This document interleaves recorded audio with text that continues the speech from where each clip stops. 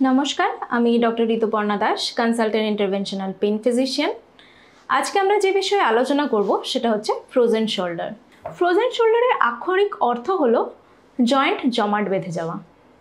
কাদের হতে পারে, কারণ কি, চিকিৎসা কি, সব কাঁধের ব্যথায় কি ফ্রোজেন শোল্ডার?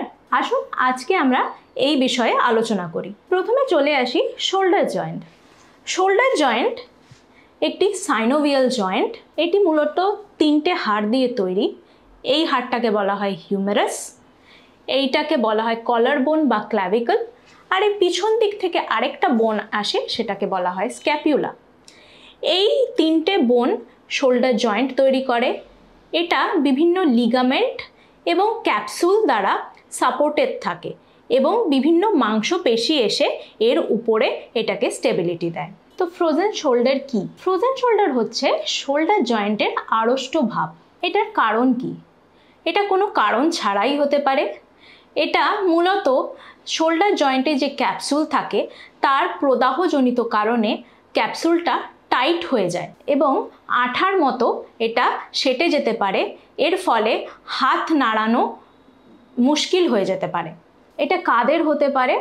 এটা মূলত মহিলাদের খুব কমন হয়। 40 থেকে 60-এর ঘরে বয়সে লোকেদের বেশি দেখা যায় এবং এটা কোনো কারণ ছাড়া যাদের ডায়াবেটিস বা থাইরয়েডের সমস্যা মানে হাইপোথাইরয়েড আছে তাদের ক্ষেত্রে বেশি দেখা যায়, বা কারোর শোল্ডার জয়েন্টে ইনজুরি হলো বা কোনো সার্জারি হলো বা কখনো কোনো স্ট্রোক হয়ে থাকলে তার কাঁধের সেই দিকের অংশটা যদি পড়ে গিয়ে থাকে এবং তার ফলে বহুদিন ধরে সেই কাঁধের জয়েন্টটা নাড়ানো হয়নি, তাদেরও ফ্রোজেন শোল্ডার হতে পারে। কিভাবে বুঝবো যে এটা ফ্রোজেন শোল্ডার? তার গোটা কাঁধে ব্যথা হবে এবং ব্যথাটা নিস্তেজ ধরনের ব্যথা হবে এবং আড়ষ্ট ভাব থাকবে এবং মুভমেন্ট ডিফিকাল্টি হবে।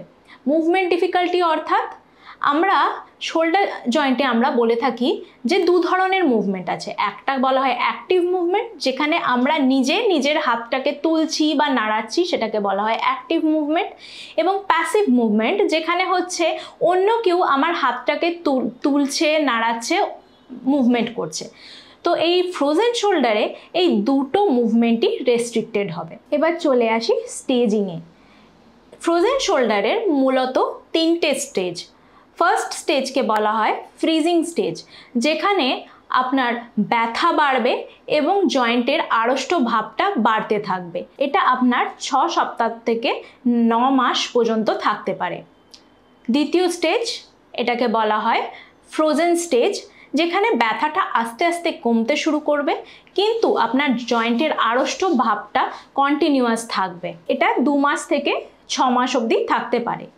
এবং থার্ড স্টেজ, যেটাকে বলা হয় থয়িং স্টেজ, যেখানে আপনার ব্যথাটাও কমবে এবং আস্তে আস্তে আপনার জয়েন্টের মুভমেন্টও ফিরে আসবে। এটা 6 মাস থেকে 2 বছর অবধি থাকতে পারে। তো এর ডায়াগনোসিস কী করে করব? এটা আমরা পেশেন্টের থেকে হিস্ট্রি নিই।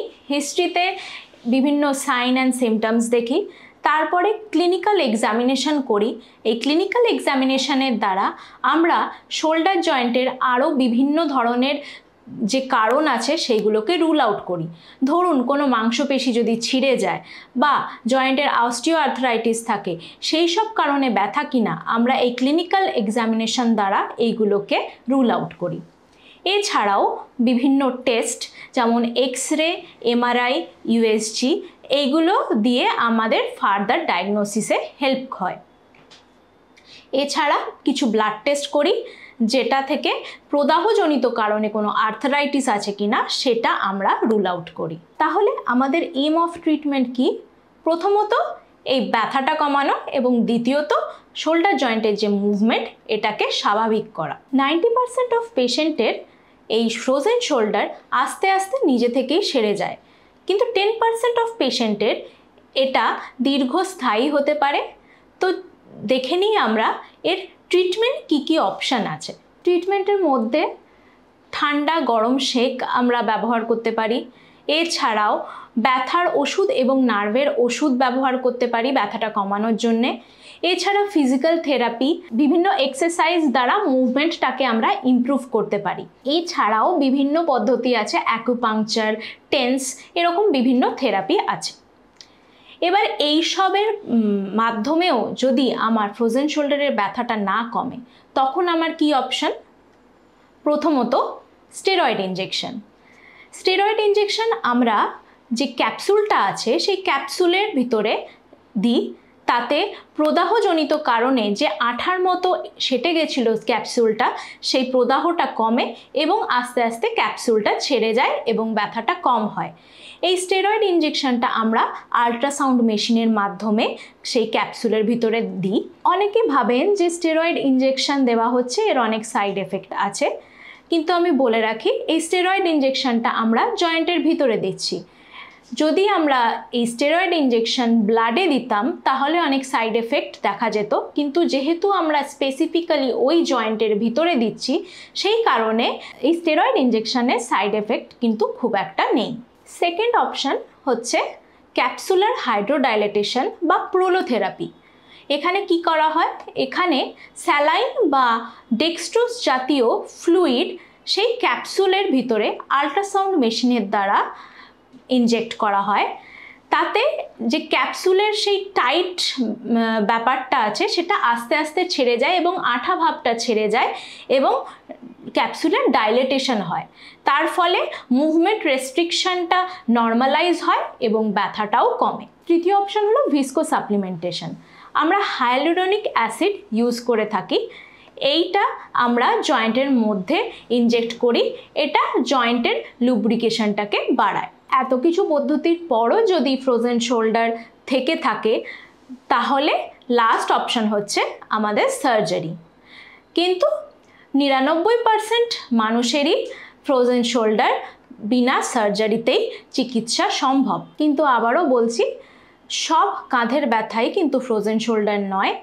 কাঁধের ব্যথার বিভিন্ন কারণ আছে।